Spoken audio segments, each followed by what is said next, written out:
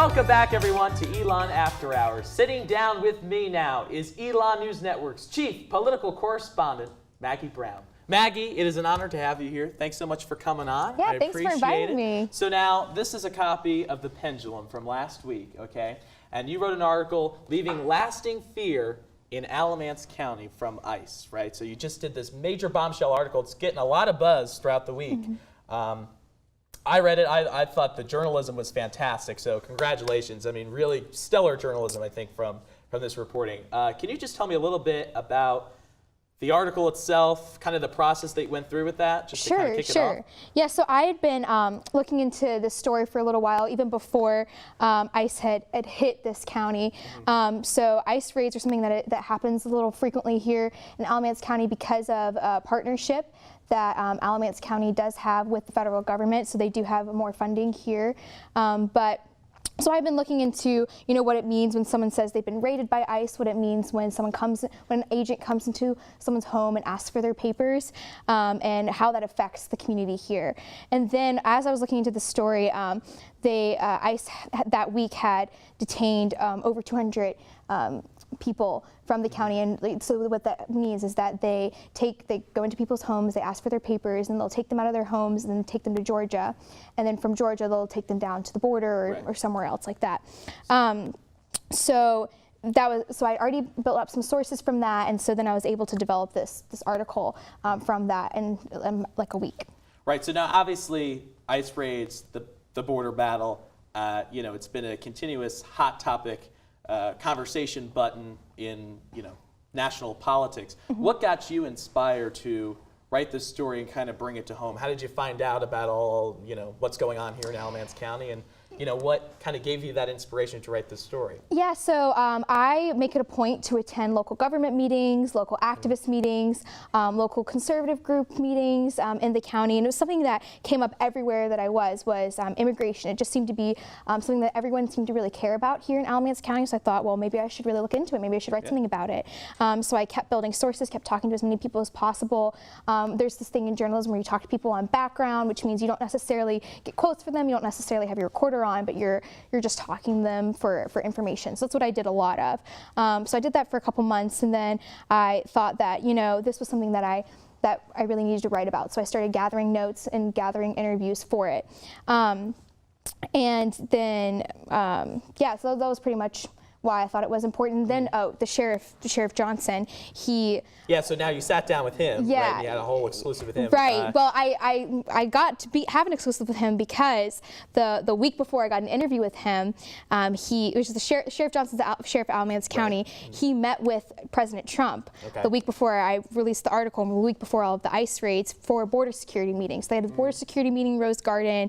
He had this meeting with all of these sheriffs that were kind of like inland, away from the border, because he wanted to show that that immigration was an issue that is away from the border. So it's like not just the border states, not just the border states, right? Okay. Exactly.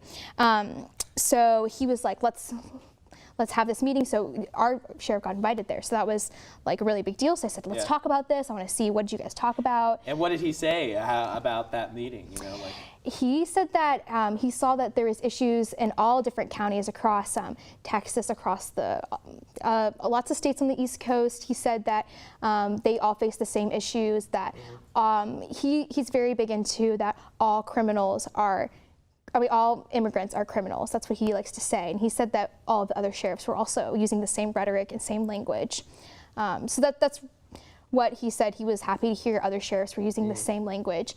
And I think, personally, I think that sheriffs were invited here that maybe use that language more. So he was probably in a group of people that were talking the same as him, if that makes sense. So now, you had a lot of personal stories with people from Alamance County. Is there, you've done, and again, I applaud you, the amount of research that you did for this story is mind-boggling in a way, it's incredible. Is there any specific story that when you sat down with someone that really, what part of during your research process do you remember the most from this, or that you take out of it? Sure. So I did a lot of calling students and talking to students that were at this high school, Cummings High School. It's like maybe 10, 15 minutes from here. And Cummings High School is basically a majority minority high school, if that makes sense. It's 92% minority students that go there versus I think like Williams High School is a predominantly white institution. So there's a huge contrast there. Yeah. And so when I sat down with these students at Cummings High School and I talked to their teachers, I talked to some board members that represent them, they were telling me this school is really, really affected. Yeah. And they don't have enough funding. They're gonna have to tear the school down in a couple years. And a lot of teachers were mad, a lot of the board members were upset because, you know, ICE and the federal government and the sheriff's office are getting all of this money to come into these people's homes, and then the schools are getting underfunded. So there's this imbalance here, and that's something that I didn't necessarily write about, something that I'm definitely need to do some more research into, and wait and see how it maybe plays out a little more. Well, that's great. It gives you another project to kind of go. Right, exactly. And I think there's a ton in here that I wish I could put in here, but I couldn't get enough people to confirm it. I couldn't get enough sources. Right. For example, I don't even know how many people were exactly taken out of Alamance County and deported. So there's this one organization, a local organization that fights for immigrant rights in the county called Sambra. They give a number of like 6 or 5 or something like that were taken out. And then I just had someone call me yesterday and say, no, it's 18. And that's a Catholic church called Blessed Sacrament Church. And they said there are 18, 19 people. So I can't report a number because it's just, you don't know until the government officials will get back to you. And so I'm waiting. I called ICE today. I'm waiting for them to get back to me on their numbers. They said that they don't do county by county breakdown, but they're going to since there's been so much attention on these North Carolina stories, because these North Carolina stories have really gotten national attention, which has been really interesting. So now what do you want people to get really quickly out of this story when they read it? I think I want people to understand how complicated these immigration issues are, because I think it's so deep. We're so deep into these issues to where when you take one person out of a community so quickly, I think you can see how big of an effect it has, to where Jessica, the girl at the beginning of my story, you see that her friends won't even show up to school just because one person is gone. And where there's I don't have this featured here, but there's people's businesses that are going out of business. There's local communities where people won't even drive on the roads, which is in here. And I think that's where you see where just one little thing can set all that off. And I think that's what you have to consider, that these are communities of people, and just really seeing the people factor, but then also that like ICE, and those are people that are agents, and that's their job, and that's what they're paid to do. So just seeing how complicated the issue is on both sides, and how this isn't going to be resolved with money or funding. It's going to really take a lot more.